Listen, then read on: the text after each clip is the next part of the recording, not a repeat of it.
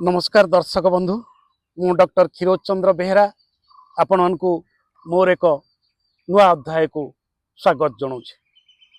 विद्यार्थी बंधुगण आज आउ एक सज नुआ गप बही नहीं आपण मानकु आसी। गप बहीटर ना कथा कोलाज। लेखक होउचंती सस्मिता महांती।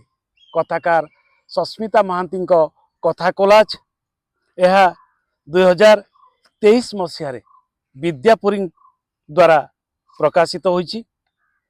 एथिरे मोट रही 30 टी गल्प। ये गल्प गुड़िक छोट छोट गल्प एवं 104 पृष्ठा मध्य 30 टी गल्प रही। नाटी रही गल्प संकलनर कथा कोलाज। कोलाज कोलाज माने जानिथिबे छोट छोट अंश को नहीं एक बड़ चित्रटीए तैयारी करिबा। विभिन्न चित्ररु टुकुराटीए काटी आनी टुकुराटीए नहीं आनी आउ गोटे बृहत चित्रटीए निज भंगी रे निर्माण करवा होची कोलाज। नाम को सार्थकता दे सफलता दे लेखक सस्मिता जीवनर क्षुद्र क्षुद्र अंश गुडी को जोड़ी जीवनर विस्तृति को ऊपर देखुचंती आकाश, तले देखुचंती घासर गालीचा, पछरे देखुचंती फूल फुटिथिबा गछ मानकर स्वरूप।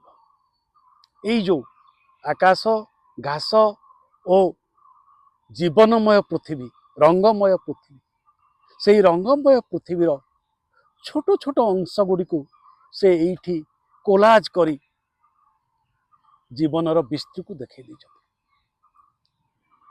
जीवनर उत्थान पतन मध्य जीवन केते जीवनमय ताकू से अति निसंकोच भाव अति अंतरंग भाव एवं अति स्पष्ट भाव उल्लेख कर कल्पना नहीं वास्तवता रही। ये गल्प गुड़िकर मुख्य भीति वास्तवता जीवनानुभूति जीवनर सांद्र अनुभव कोठी कल्पना नहीं। आपन कोठी लागिबो नहीं जे एगुड़िक एक कल्पित पृथ्वीर अदेखा अशुणा कहानी। सबु गल्प गुड़िक लागिबो निज परिपार्श्व घटी जाउथिबा निज जीवन भितरे आसुथिबा चरित्र और घटना मानकर एक शब्दलिपि मात्र। जेमिति मु चोर नुहे मते अभिभूत करदेला से गल्पटी मु चोर नुहे। मानव समाज रे जो विराट बड़ दुर्विपाक और आशंका नहीं कोरोना नामक एक व्याधि समग्र मानव समाज को आतंकित करथिला ताहारी पृष्ठभूमि रे रचित होईची ए गल्पटी मु चोर नुहे। ए गल्पटी मु जेते बेले पढ़िली सेते बेले मते मने पड़गला प्राणबंधुकरंक सुओ मोहरे पत्थर।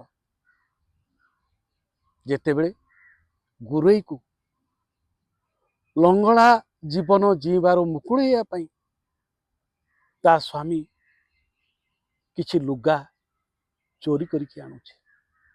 एठी विदेश रे श्रमिक जीवन जीउथिबा रमेश कोरोना रे काम नहीं गर्भवती स्त्री को धरी सुदूर विदेश रु गुजरात अंचल रु सूरत अंचल रु गाँ को फेरुची चाली चाली रास्ता रे स्त्री गर्भवती स्त्री तार सांग छाड़ी चली जाइए खुशी को रमेश को एकुटिया कर चली जाइए किंतु बंचिबा को तो हम तेणु से खुशी को नहीं आग को आगे आमती चलू चालू चालू जो गोटे मध्यवित्त सहर में पहुँचुची राति कटुची देखुची साइकेल टी रही घर बाहर एवं साइकेल रे चाबी पड़नी से खंडे कागज कौटू गोड़े आणुची तापर लिखि दौची जे मु चोर नुहे आवश्यकता दृष्टि बचापी मुझ ये साइकेल टी चोरी करुँची कहीं ये साइकेल टी मुझे चोरी न करुँची ताले हुए तो खुशी भी चलीज मु भी चलीजी तेणु को खुशी देवाई मु आज चोरी करुँची ये साइकेल टी कहीं पछरे मु छाड़ी आसी आ गोटे मोर संभाव्य संतान और मोर प्रिय पत्नी जिते मरी जाऊँची एवं ताकू छाड़ी रमेश आगे जाऊँची सेते बड़े मोर पाठकीय मनरे गोटे प्रश्न उठिला जे जड़े पत्नी प्राण संगिनी टी चली जाऊँची रमेश ताकू छाड़ी किपरि चली जाऊँची लेखक ये किपरि एमिति गोटे दृश्यर वर्णना कर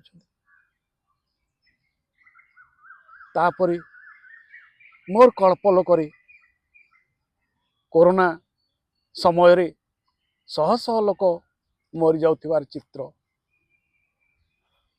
उंकुठी आसिला मु देखिली शह शह लोक मरुछंती केही काहाको पोड़ी देवा पई भी समर्थ हो नांती आत्मीय स्वजन को पाक को जीवा को दिया जाउ नाही परिचयहीन मृत्यु सुधीहीन मृत्यु अवांछित मृत्यु मृत्युर विभीषिका भितर जीवन बंचेबा जो संग्राम ताकू सस्मिता बहु पाखरु देखिछंती नहले से एमिति गपटी लिखिपार न था कोरोना को नहीं जेते गुड़िए गल्प मु पढ़ी जेते अनुभव मु साउंटी सबुठु प्रभावित कला मते मु चोर नुहे गल्पटी कहीं एठी विपर्जय भितरे आतंक भितरे शंका भितरे मनुष्य भितरे जो बंचिबा निमित्त संग्रामशील भावटी रही चेतनाटी रही एवं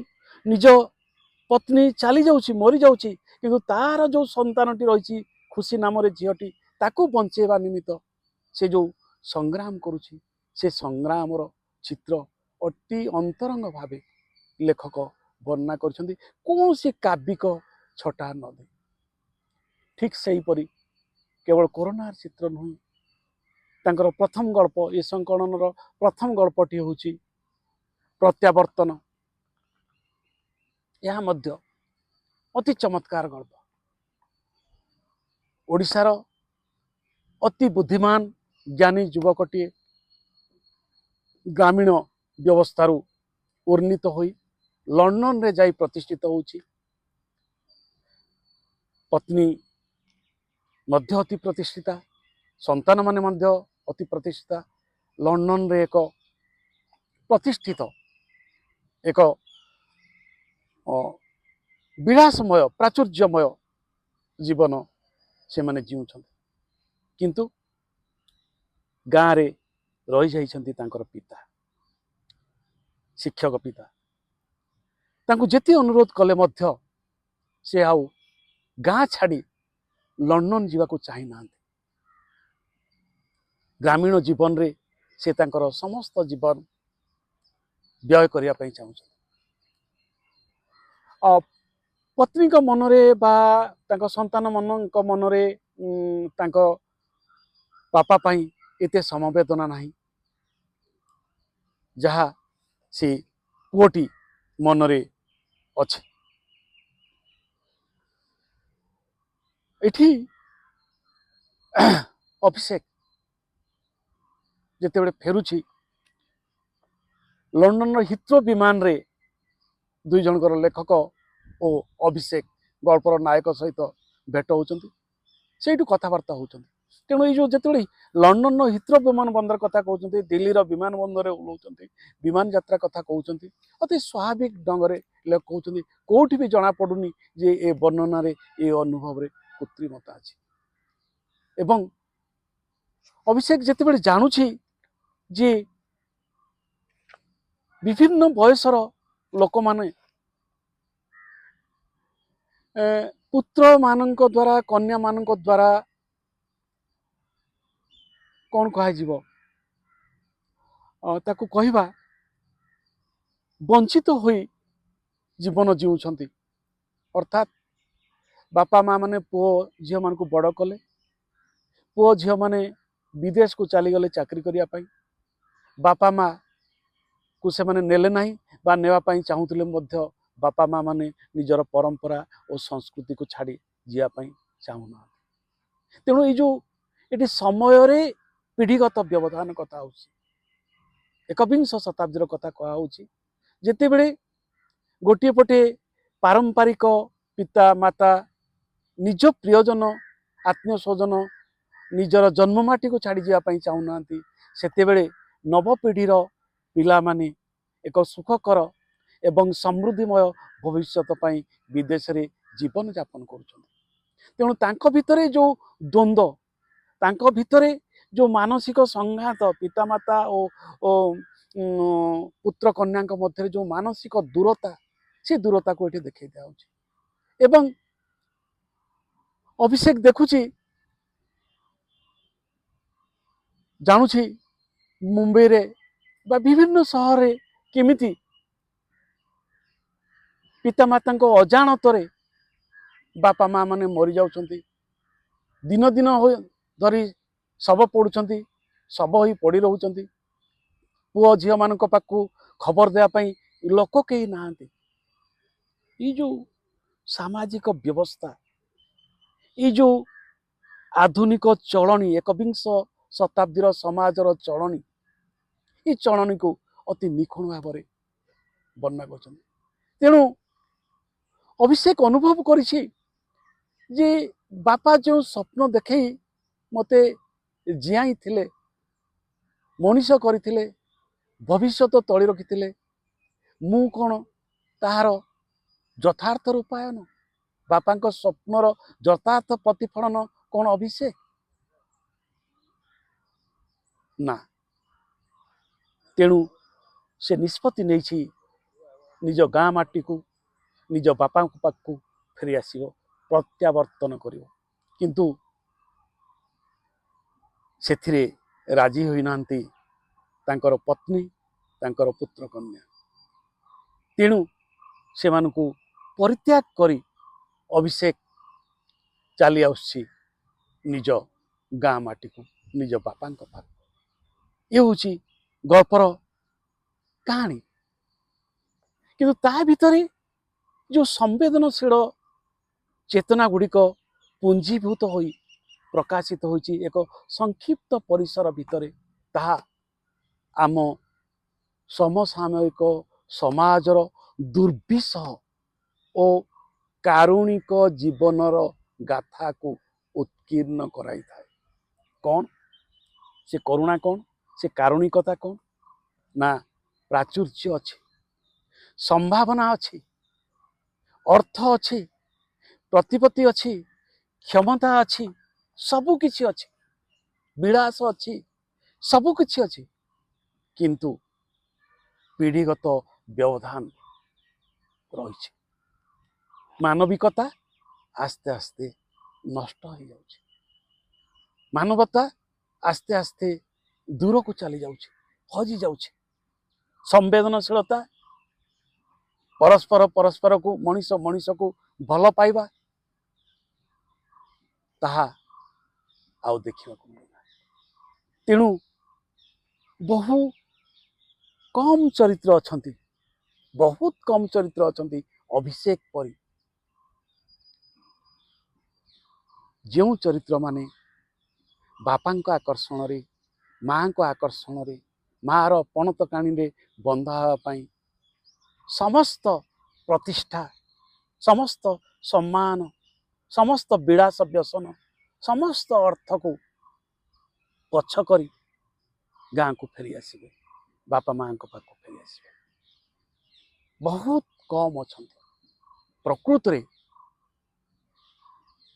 ଏକବିଂଶ ଶତାବ୍ଦୀରେ ବାର୍ଦ୍ଧକ୍ୟ ଏକ ବଡ଼ ରୋଗ।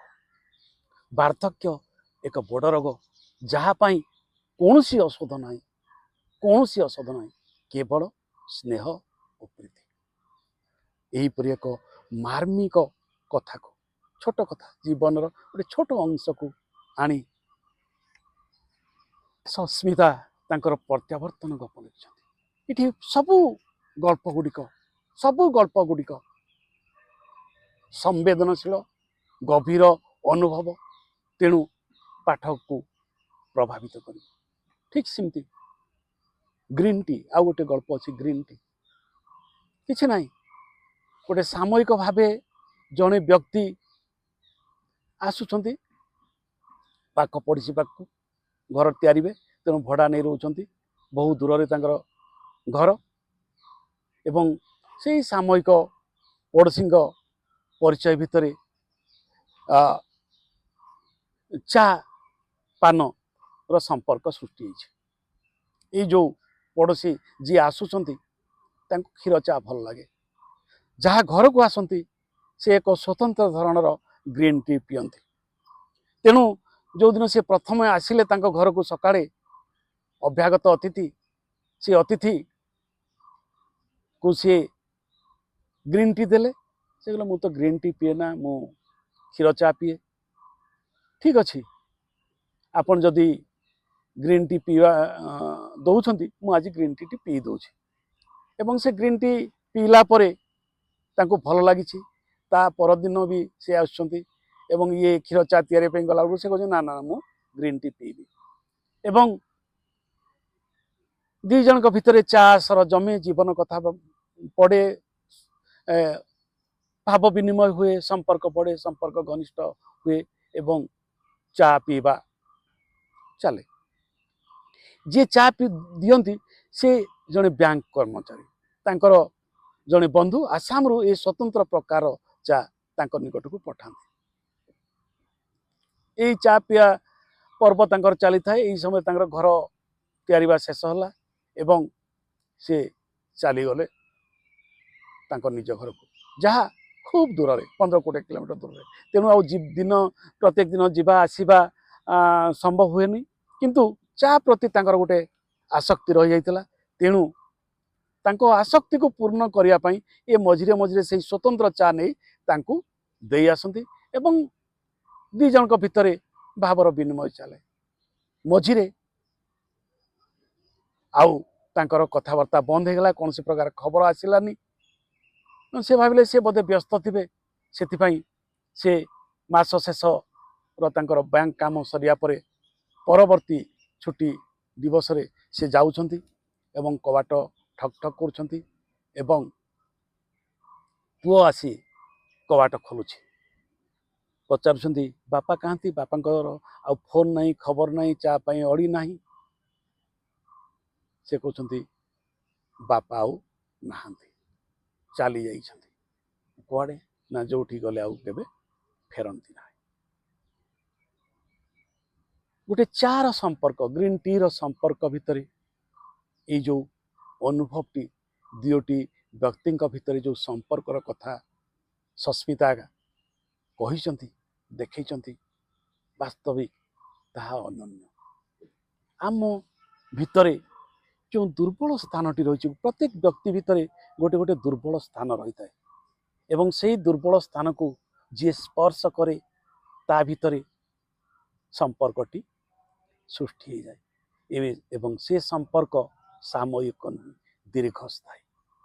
କାହିଁକି? ସେ ଦୁର୍ବଳ ଦିଗଟି ହିଁ ଆଉ ଜଣେ ଦୁର୍ବଳ ଦିଗ ଥିବା ବ୍ୟକ୍ତିଟିଏ ସହିତ ଗୋଟେ ବିନିମୟତା ସୃଷ୍ଟି ହୋଇଯାଇଥାଏ, ଦୁଇଟି ସମ୍ପର୍କ ସୃଷ୍ଟି ହୋଇଥାଏ ଏବଂ ସେଇ ଦୁର୍ବଳ ଦିଗକୁ ସ୍ପର୍ଶ କରିବା ଦ୍ୱାରା ହୃଦୟ ସହିତ ହୃଦୟର ସମ୍ପର୍କ ଗଢ଼ି ଉଠିଥାଏ। ସେଠି ନା ସାମାଜିକ ପରିଚିତି, ନା ସାମାଜିକ ପ୍ରତିଷ୍ଠା, ନା ସେଠି ବ୍ୟକ୍ତି ସ୍ୱାତନ୍ତ୍ରତା, ନା ଆଉ କ'ଣ ପରିଚୟ ପାଚେରୀ ହେଇ ଛିଡ଼ା ହୁଏ ନା। विभेद हो सृष्टि हुए ना। तेणु प्रत्येक मनीष भितर गोटे गोटे एपरी दुर्बल स्थान अच्छी ताकू जदि छुई दि जाए से लोकटी सबुदिन गोटे संपर्क बांधी हो जाए मरिबा पर्यंत मरिबा पर्यंत। तेणु ये मानवीय संपर्कर कथा अति गभीर भाव अथच अति सरल भाव अति छोटिया कहानीटी ढंगरे कहवा ढंगरे सस्मिता कहती। एथिरे गल्पर आवरण नाही, गल्पर संगठन नाही, केवल घटनाटीए वर्णना करदे, घटनाटीए थईदेवे अति साधारण भाव अति से तिर्जक भी ना, से श्रेष ना, से व्यंग ना, कि ना, केवल कहानीटीए केवल घटनाटीए कोलाज परा छोट अंशटीए एवं छोट अंशटी जदि सरल भाव न कहवा ता भितर अति व्यंजना भरदेवा ताहले ता हुए तो ठीक भाव में पाठ पाक पहुँची पारे ना। तेणु पाठक निकटर मानव समाजर मनीष हृदयर व्यथा और वेदना को पहुँचेबा निमित्त जो सरल उपायटी रही से सरल उपायटी को नहीं सस्मिता महांती तांकर गप लिखती। देखु केमती से ग्रीन टी रे कहते शेष अंशटी कहते, अरे बापा कहती तू केबे आसिलु? से मते बसवा कही चुपचाप छिड़ा है। मु पुणी थे बापा को डाक बोली कहबारू से तलक मुहपति कहला, अंकल बाबा पर आज को 4 दिन गले। किसी बुझी न पारी मु कहली कुआडे जाइछंती, केबे फेरिबे, काई मते तो जीवा कथा किसी कहू नथिले। से धीर स्वर कहला, अंकल सेठू कौन कही केबे फेरे, एते शीघ्र बाबा आम समस्त को सबुदिन छाड़ी चलीजे बोली आमे कहीं चिंता कर नथिलु। ता कथा सुनी मु भी चुप हो गली। मो पाटी शब्दटीए बाहरलानी। मो हाथ रे थिबा बैग रे एबे भी चा पैकेटटी थिला। से गपी चलथिला केमिति अनुराग बाबू 10-12 दिन तले हठात पेटरे जंत्रणा अनुभव कले। हॉस्पिटल भर्ती होगा पर विभिन्न परीक्षा निरीक्षा जना पड़ा कैंसर जीवाणु तांको समग्र शरीर में माड़ी गलानी इत्यादि इत्यादि। मु किंतु स्थाणु पलटि जाइतिली, मते किछि शुभ नथिला। मु भाबुतली अनेक वर्ष तले पढ़िथिबा श्रीयुक्त लक्ष्मीकांत महापात्र बुढ़ा संखारी गप कथा। देखो अति सरल भाव में सस्मिता गपटीए थई दौरान। चरित्रटी कैंसर रे पीड़ित थिला, केते भी कैंसर कथा कहूना, जीवन को बंचिबा नहीं, घर तोड़िबा नहीं, स्वप्न नहीं, संभावना नहीं, से बंची आसुले आउ ग्रीन टी को अपेक्षा रखुले। यहीपरि छोट छोट जीवन भग्नांश को नहीं सस्मिता गप लिखुंट। मु तांको शुभनाश दौची, शुभेच्छा दौची जे आहरी चमत्कार चमत्कार गप लिखंतु, एमिति छोट छोट गप लिखंतु जहा तांको एक स्वतंत्र परिचिति देव। बंधुगण आज समय हो गलानी, एठी रोची परवर्ती पर्याय रे आपण मानक सह भेट हबो। आज ये आलोचनाटी किपर लागिला दयाकरी कमेंट बॉक्स रे रखिए। रहूची, नमस्कार।